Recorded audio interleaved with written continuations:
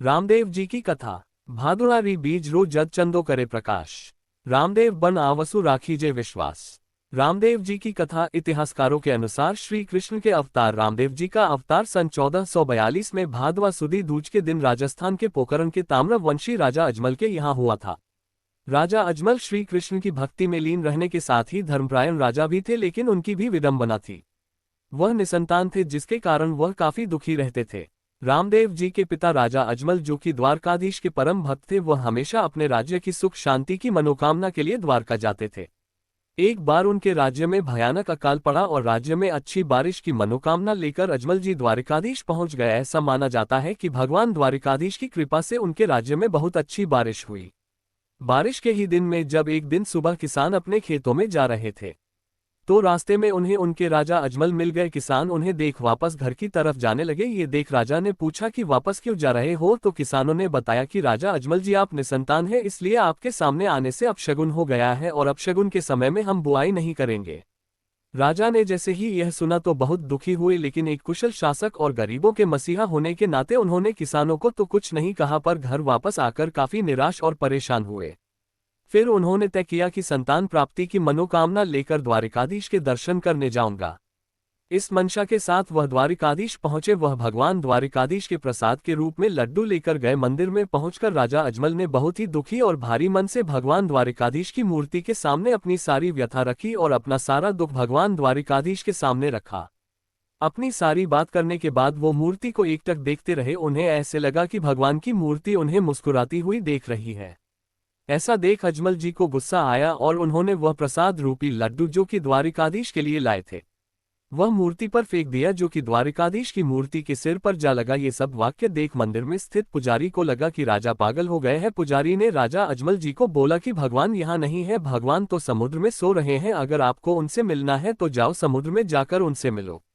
बहुत दुखी होने के कारण राजा समुद्र के किनारे गए और समुद्र में कूद गए। भगवान द्वारिकाधीश ने राजा अजमल को समुद्र में दर्शन दिए। श्री कृष्ण ने स्वयं बलराम जी के साथ उनके घर अवतरित होने का वरदान दिया और कहा कि वह खुद भादवा की दूज के दिन राजा अजमल के घर पुत्र रूप में आएंगे। राजा अजमल ने देखा कि भगवान के सिर पर पट्टी बंधी है। राजा अजमल जी ने पूछा, भगवान आपको यह चोट कैसे लगी? भगवान ने कहा कि मुझे मेरे एक प्यारे भक्त ने लड्डू मारा। ये सुनकर राजा बहुत ही शर्मिंदा हुए। अजमल ने भगवान से बोला, मुझ अज्ञानी को कैसे पता होगा कि आप ही मेरे घर आए हैं? तो भगवान ने कहा कि जब मैं तेरे घर आऊंगा तो आंगन में कुमकुम के पैर के निशान बन जाएंगे, मंदिर के शंख अपने आप बजने लगेंगे। ये सब सुनने के बाद अजमल जी खुशी खुशी घर लौटे, अपनी रानी को सारी बात बताई। उसके निश्चित समय के बाद और भगवान के वरदान अनुसार पहले बलराम जी ने वीरमदेव के रूप में राजा अजमल की पत्नी मैनादे के गर्भ से जन्म लिया। इसके 9 माह बाद भगवान भादवा की दूज के दिन भगवान कृष्ण राजा अजमल के घर रामदेव के रूप में पालने में अवतरित हुए। रामदेव जी का परिचय और बाल्यकाल के किस्से। बाबा रामदेव के रूप में प्रसिद्ध हुए श्री कृष्ण के अवतार रामदेव जी ने बाल्यकाल से ही अपनी बाल लीलाएं दिखानी प्रारंभ कर दी थी। पालने में प्रकट होने के बाद अपनी माता मैनादे को चमत्कार दिखाया। उनके आंचल से दूध की धार बालक रूपी रामदेव के मुख में गिरने लगी और मां मैनादे को चतुर्भुज रूप में दर्शन दिए। छोटी उम्र में दर्जी द्वारा बनाए कपड़े के घोड़े पैर बैठो से आकाश में उड़ा ले गए। जब भैरव राक्षस को इन सब बातों का पता चला तो राक्षस ने अपने छोटे भाई को रामदेव और उनके भाई वीरमदेव को पकड़ने भेजा। तब भगवान श्री रामदेव ने घोड़े पर सवार होकर राक्षस को भाले से मारा। राक्षस के मरने के बाद उनके राज्य की जनता पर भैरव राक्षस ने अत्याचार करना प्रारंभ कर दिया। राजा रामदेव ने भैरव राक्षस का वध कर राज्य की प्रजा को अत्याचार से मुक्त कराया। एक दिन जब रामदेव जी कहीं जा रहे थे तो रास्ते में व्यापारी लाखा बंजारा बैलगाड़ियों में मिश्री भरकर पोखरण की ओर आ रहा था। तभी रास्ते में घोड़े पर आ रहे रामदेव जी से उसकी भेंट हुई तो उन्होंने पूछा, गाड़ी में क्या है? तब लाखा ने कहा, महाराज नमक भरा है। तो रामदेव जी ने कहा, जैसी तेरी भावना। ये कहते ही गाड़ी की सारी मिश्री नमक बन गई। तब लाखा बंजारे को अपने झूठ पर पश्चाताप हुआ। उसने तुरंत भगवान रूपी रामदेव से माफी मांगी। तब उन्होंने नमक को मिश्री में बदल दिया। इसके अलावा रामदेव जी के ढेरों ऐसे किस्से हैं जिससे उनके चमत्कार के बारे में पता चलता है। इन चमत्कारों का रामदेव जी का पर्चा दिखना भी कहते हैं, जो कि आम भाषा में बहुत प्रचलित है। कहते हैं कि भगवान रामदेव कलयुग के अवतारी थे।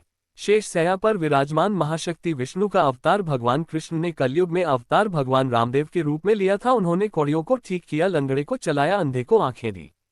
कहते हैं कि बाद में उन्होंने पोकरण राज्य अपनी बहन लाछा बाई को दहेज में दिया और रुनेचा के राजा बने। उनके दरबार में अर्जी लगाने वालों पर पीड़ित लोग ठीक हो रहे हैं। रामदेव जी की कथा इसलिए कहते हैं रामसा पीर। रामदेव जी की परीक्षा लेने मक्का के पीर आए थे। जब उन्होंने परीक्षा के बाद वापस जाने के लिए आज्ञा मांगी तो रामदेव जी ने कहा कि अब आप वापस नहीं जाओगे और मेरे साथ ही रहोगे, क्योंकि पीरों को बाबा कहा जाता है। और फिर रामदेव तो पीरों के भी पीर थे, इसलिए उन्हें भी लोग बाबा कहकर पुकारते हैं। बाबा रामदेव जी की समाधि समाधि ऐसा माना जाता है कि बाबा रामदेव जी ने 1442 को भादवा सुदी 11 के दिन रुनेचा गांव के राम सरोवर पर सब रुनेचा वासियों के सामने समाधि ली थी। समाधि लेने से पहले रामदेव जी ने सभी को कहा कि हर महीने की शुक्ल पक्ष की दूज के दिन पूजा पाठ, भजन कीर्तन और रात्रि जागरण करना। साल में एक बार मेरे जन्मोत्सव के उपलक्ष्य में तथा समाधि होने की याद में मेरे समाधि स्थल पर मेले का आयोजन करना। रामदेव जी ने कहा था कि मेरी पूजा पाठ में न कोई अंतर रखना, न किसी तरह का भेदभाव रखना। उन्होंने ये कहते हुए समाधि ली और कहा कि मैं सदैव अपने भक्तों के साथ रहूंगा। रामदेव जी के समाधि लेते ही पूरी प्रजा में बेचैनी बढ़ गई और शोक संचार हो गया। प्रजा में चारों ओर हाहाकार मच गया और कुछ लोगों ने उन्हें बचाने के लिए समाधि को खोद डाला। समाधि खोदते ही सभी हैरान हो गए, क्योंकि उन्हें रामदेव के शरीर की जगह फूल मिले। पूरी प्रजा ने पूरे मन से उन्हें श्रद्धा सुमन अर्पित किए और तभी से हर वर्ष उनकी समाधि पर लोग हाजिरी लगाने आते हैं।